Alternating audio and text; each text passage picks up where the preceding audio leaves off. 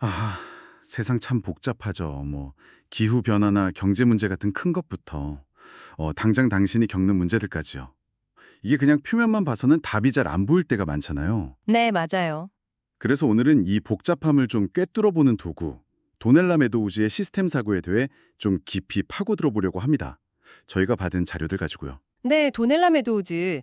그 성장의 한계 보고서 쓰신 분 맞죠? 이 시스템 사고 책에서는 세상을 보는 어떤 근본적인 틀 같은 걸 제시해요. 그냥 이론만 쭉 늘어놓는 게 아니라 우리가 왜 자꾸 문제에 빠지는지, 또 어떻게 하면 좀 헤어나올 수 있을지 그 구조를 보게 해주는 거죠.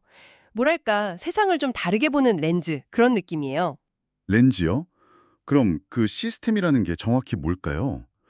책 보니까 상호 연결된 요소들이 특정 목적을 위해 함께 작동하는 집합 이렇게 나오던데 좀 어렵더라고요. 축구팀 비유가 있었죠. 선수, 코치, 규칙 같은 요소들이 전략이나 협력을 통해서 승리라는 목적으로 움직이는 거. 딱 이거면 이해가 될까요? 네, 그 비유가 시작하기엔 좋은데요. 근데 축구팀도 사실 승리 말고도 뭐 유소년 육성이라던가 팬 만족 같은 다른 목적들도 있잖아요.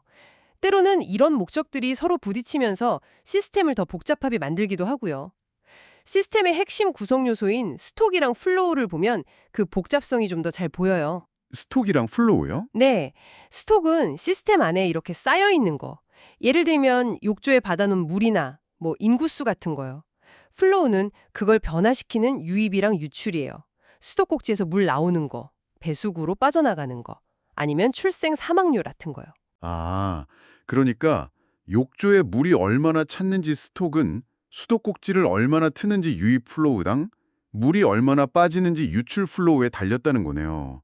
근데 그게 당연한 얘기 같기도 한데 왜 그렇게 중요하게 다루는 거죠? 이게 중요해요. 왜냐면 우리는 종종 그 플로우만 바꾸려고 막 애를 쓰거든요. 그러면서 스톡이 변하는 데는 시간이 걸린다는 거 자꾸 잊어버려요. 예를 들어서 우리가 온실가스 배출 플로우를 오늘 당장 줄여도 이미 대기 중에 쌓여있는 농도 스톡은 아주 천천히 변하잖아요. 그렇죠. 바로 결과가 안 나오니까 답답할 수 있겠네요. 네, 그래서 즉각적인 결과만 기대하면 좌절하기 쉽죠. 스톡은 뭐랄까 시스템의 기억 같은 거예요. 과거의 결과가 누적된 거니까요. 시스템의 기억이라. 그거 재밌는 표현이네요. 그리고 시스템을 계속 움직이는 그 피드백 루프 얘기도 있었어요. 두 가지가 있다고요? 네, 크게 두 가지죠. 하나는 균형 피드백. 이건 시스템을 어떤 안정된 목표 상태로 자꾸 되돌리려고 해요. 우리 체온 조절하는 것처럼요.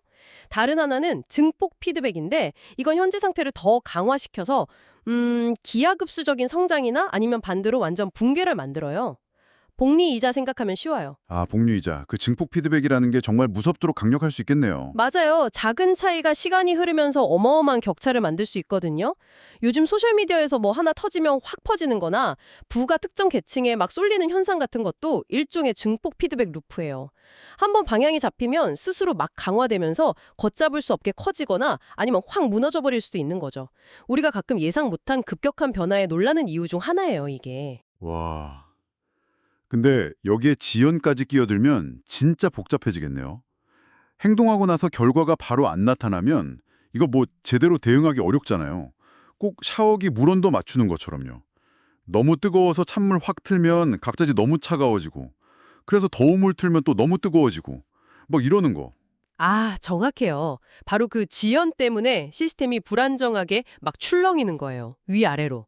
그래서 좋은 의도로 정책을 폈는데 오히려 상황이 더 나빠지는 정책 저항 같은 게 나타나기도 하고요. 음. 아니면 다 같이 쓰는 자원인데 결국 다 고갈돼 버리는 공유지의 비극 같은 그런 시스템 함정에 빠지는 근본적인 이유가 바로 이런 시스템의 구조적인 특징들, 그러니까 피드백이랑 지연 때문인 거죠. 눈앞에 보이는 원인만 봐서는 해결책을 찾기 어려운 경우가 많아요. 그럼 희망은 없는 건가요? 이런 함정에서 그냥 빠져나올 방법은 없는 거예요? 아니요, 아니요. 바로 여기서 매도우지의 통찰이 빛을 발하는 거죠. 그녀는 시스템에 효과적으로 개입해서 변화를 만들 수 있는 지점, 이걸 레버리지 포인트라고 불렀어요. 지렛대점 같은 거죠. 근데 놀라운 건 대부분 사람들이 중요하다고 생각하는 것들 있잖아요. 뭐 예산을 얼마 늘린다, 세율을 조정한다, 이런 숫자 바꾸는 거요. 이런 건 의외로 영향력이 낮은, 그러니까 좀 약한 레버리지 포인트라는 거예요. 진짜요? 아니 그럼 뭐가 제일 센 건데요?